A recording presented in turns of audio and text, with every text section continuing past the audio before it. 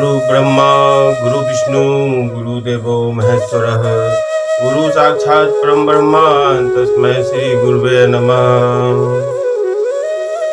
त्वमेव माता च पिता त्वमेव बन्धुश्च सखा त्वमेव विद्या द्रविणं त्वमेव सर्वं मम देवा। अध्याय में आपने सुना ब्रह्मा जी द्वारा भगवान की स्तुति। अब हम स्कंद 3 10वां अध्याय। 10वां अध्याय में 10 प्रकार की सृष्टि का वर्णन। 10 प्रकार की सृष्टि का वर्णन किसने किया? विदुर जी पूछते हैं मुनिवर, विदुर जी मैत्रेय जी से पूछते हैं मुनिवर, भगवान नारायण अंतर्धान हो जाने पर संपूर्ण लोकों के पितामह ब्रह्मा जी ने अपने देह और मन से कितने प्रकार की सृष्टि उत्पन्न की? भगवान, इनके सिवा मैंने आपसे और जो बातें पूछी है उन सब का विक्रम से वर्णन कीजिए और मेरे सब संशयों को दूर कीजिए, क्योंकि आप सभी बहुज्ञों में श्रेष्ठ हैं। सूत जी कहते हैं सौनक जी विदुर जी के इस प्रकार पूछने पर मुनिवर मैत्रेय जी बड़े प्रसन्न हो और अपने हृदय में उन प्रश्नों का इस प्रकार उत्तर देने लगे। श्री मैत्रेय जी कहते हैं, अजन्मा भगवान श्री हरि ने जैसा कहा था, ब्रह्मा जी ने भी उसी प्रकार चित्त को अपने आत्मा श्री नारायण में लगाकर 100 दिव्य वर्षों तक तप किया। ब्रह्मा जी ने देखा प्रलयकालीन प्रबल वायु के झकोरों से जिससे वे उत्पन्न हुए तथा जिस पर वे बैठे हुए वह कमल तथा जल कांप रहे। प्रबल तपस्या एवं हृदय में स्थित आत्मज्ञान से उनकी विज्ञान बढ़ गया और उन्होंने जल के साथ वायु को पी लिया। फिर जिस पर स्वयं बैठे हुए थे उस आकाश व्यापी कमल को देखकर उन्होंने विचार किया कि पूर्व कल्प में लीन हुए लोगों की मैं इसी से रचूंगा। उस आकाश व्यापी कमल को देखकर उन्होंने विचार किया कि पूर्व कल्प में लीन हुए लोगों को मैं इसी से रचूंगा। तब भगवान के द्वारा सृष्टि कार्य में ब्रह्मा जी ने उस कमल कोश में प्रवेश किया और उस एक के ही भुव भुवः स्वः ये 3 भाग किए। यद्यपि वह कमल इतना बड़ा था कि उसके 14 भुवन या इससे भी अधिक लोगों के रूप में विभाग किए जा सकते थे। जीवों के भोग स्थान के रूप में इन्हीं 3 लोकों का शास्त्र में वर्णन हुआ है। जो निष्काम कर्म करने वाले हैं उन्हें वह तपः जना और सत्यलोक रूप ब्रह्मलोक की प्राप्ति होती है। विदुर जी कहते हैं, ब्राह्मण, आपने अद्भुत कर्मा विश्वरूप श्री हरि की जिस काल नामक शक्ति की बात कही थी प्रभु, उसका कृपया विस्तार पूर्वक वर्णन कीजिए। मैत्रेय जी कहते हैं, विश्वों का रूपांतर में बदलना, विश्वों का बदलना ही काल का आकार है। स्वयं तो वह निर्विशेष अनादि और अनंत है। उसी को निमित्त बनाकर भगवान खेल खेल में अपने आप को सृष्टि के रूप में प्रकट कर देते हैं। पहले यह सारा विश्व भगवान की माया से लीन होकर ब्रह्म रूप से स्थित था। उसी को अव्यक्त मूर्ति काल के द्वारा भगवान ने पुनः पृथक रूप से प्रकट किया है। यह जगत जैसा अब है वैसा ही पहले था और भविष्य में भी वैसा ही रहेगा। इसकी सृष्टि 9 प्रकार की होती है तथा प्राकृत वैकृत भेद से एक 10वीं सृष्टि और भी, और इसका प्रलयकाल द्रव्य तथा गुणों के द्वारा 3 प्रकार से होता है। अब पहले मैं 10 प्रकार की सृष्टि का वर्णन करता हूँ। पहली सृष्टि महत्व की है। यहाँ पे ध्यान से सुनिएगा, यहाँ पे क्लियर कर दिया गया है कि मैं 10 प्रकार की सृष्टि का वर्णन करता हूँ। पहली सृष्टि महत्व की, भगवान की प्रेरणा से सत्वादि गुणों में विषमता होना ही इसका स्वरूप है। ये हुआ पहले। दूसरी सृष्टि अहंकार की, जिससे पृथ्वी आदि पंचभूत एवं ज्ञानेन्द्रिय तथा कर्मेंद्रिय की उत्पत्ति। तीसरी है सृष्टि भूतसंग, जिसमें 5 महाभूतों को उत्पन्न करने वाला तन्मात्र वर्ग रहता है। चौथी सृष्टि इंद्रियों की, यह ज्ञान और क्रिया शक्ति से संपन्न होती है। पांचवी सृष्टि सात्विक अहंकार से उत्पन्न इंद्रियाधिष्ठाता देवताओं की, मन भी इसी सृष्टि के अंतर्गत आता है। छठी सृष्टि अविद्या की, इसमें तामिश्र, अंधतामिश्र, तम, मोह और महामोह की 5 गांठें। जो अविद्या की है उसमें क्या है? तामिश्र, अंधतामिश्र, तम, मोह और महामोह, ये 5 गांठें अविद्या की है। यह जीवों की बुद्धि का आवरण और विक्षेप करने वाली ये 6 प्राकृतिक सृष्टियां हैं। अब वैकृत सृष्टियों का भी विवरण सुनो। जो भगवान अपना चिंतन करने वालों के समस्त दुखों को हर लेते हैं, यह सारी लीला उन्हीं श्री हरि की है। वही ब्रह्मा के रूप में रजोगुण को स्वीकार करके जगत की रचना करते हैं। 6 प्रकार की प्राकृतिक सृष्टियों के बाद 7वीं प्रधान वैकृत सृष्टि इन 6 प्रकार के स्थावर वृक्षों की होती है। इसमें कौन कौन से वृक्ष हैं? वनस्पति, औषधि, लता, त्वक्सार, विरुद्ध और ध्रुव। मैंने आपको 6 प्रकार की वनस्पति बताई। पहला का नाम ही वनस्पति, दूसरा है औषधि, तीसरा है लता, चौथा है त्वक्सार, 5वां है विरुद्ध और लास्ट 6ठा है ध्रुव। इनका संचार नीचे जल, नीचे से ऊपर की ओर होता है। इनमें प्रायः ज्ञान शक्ति प्रकट नहीं रहती। ये भीतर ही भीतर केवल स्पर्श का अनुभव करते हैं तथा इनमें से प्रत्येक में कोई विशेष गुण रहता है।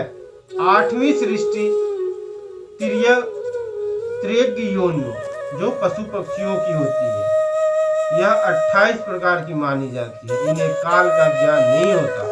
तमोगुण की अधिकता के कारण ये केवल खाना पीना, मैथुन करना, सोना आदि जानते हैं। इन्हें सूंघने मात्र से वस्तुओं का ज्ञान हो जाता है। इनके हृदय में विचार शक्ति या दूरदर्शिता नहीं होती। साधु श्रेष्ठ, इन त्रियकों में गौ, बकरा, भैंसा, कृष्ण मृग, सुअर, नीलगाय, रूरू नाम का मृग, भेड़ और ऊंट, ये द्विषक का मतलब होता है 2 खुरों वाले। आपने गाय को देखा होगा, जो उसके पैर 2 भाग में नीचे से बटे होते हैं, वही 2 खुर होते हैं। 2 खुर वाले जो होते हैं वो द्विषक पशु कहलाते हैं।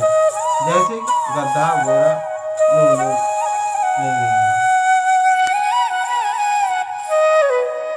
गधा, घोड़ा, खच्चर, गौरमिल, सरक और चमड़ी, ये एक साथ एक खुर वाले। मतलब अभी आपको मैंने सुनाया जो 2 खुर वाले, जिसमें आते हैं गौ, बकरा, भैंसा, कृष्ण, मृग, सुअर, नीलगाय, रूरू नाम का एक मृग होता है। मृग के कई प्रजाति होते हैं। यहाँ पे रूरू नाम के मृग को कहा गया 2 खुर वाले। भेड़ और ऊंट, ये द्विषक पशु कहलाते हैं। द्विषक पशु का मतलब होता है 2 खुर वाले। आगे बताया गया है गधा, घोड़ा, खच्चर, गौरमिल, सरक और चमड़ी, ये एक सफ मतलब 1 खुर वाले। अब 5 नख वाले पशु पक्षियों के नाम भी होते हैं। 5 नख वालों के भी नाम सुन लेते हैं। कुत्ता, गीदड़, भेड़िया, बाघ, बिलाव, खरगोश, साहिल, सिंह, बंदर, हाथी, कछुआ, गोह और मगर, ये सब जो पशु हैं वो 5 खुर वाले। कंक का मतलब है बगुला। कंक मीन्स बगुला।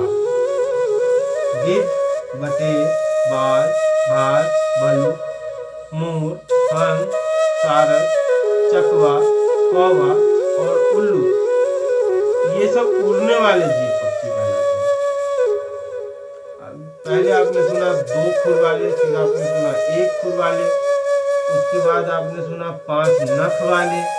अभी जो आपको बताया बगुला, गिद्ध, बटेर, बाज, भास, भालू, मोर, हंस, ये सब है उड़ने वाले थे। इनको उड़ने वाले जीव कहते हैं। यहाँ पे मैं एक चीज और बता रहा हूँ, जो भी ना मोर आए ही फलते हैं, जैसे गुलर, बर, पीपल आदि। जो फलों के पक जाने पर नष्ट हो जाते हैं, जैसे धान, गेहूं, चना आदि। जो किसी का आश्रय लेकर बैठते हैं, जैसे ब्राह्मणी, गिलोय आदि। जिनकी छाल बहुत कठोर होती है, जैसे बांस आदि।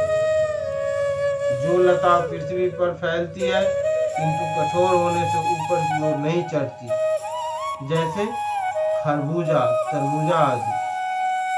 जिनमें पहले फूल आकर फिर उन फलों के स्थान में ही फल लगते हैं, जैसे आम, जामुन। इन्हें क्या कहते हैं? तो बताएगा उन्हें क्या कहते हैं?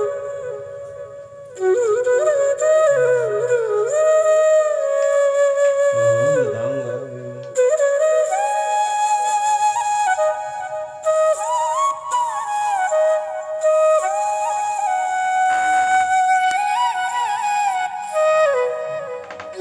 क्या हो गया? बंद मत करियो,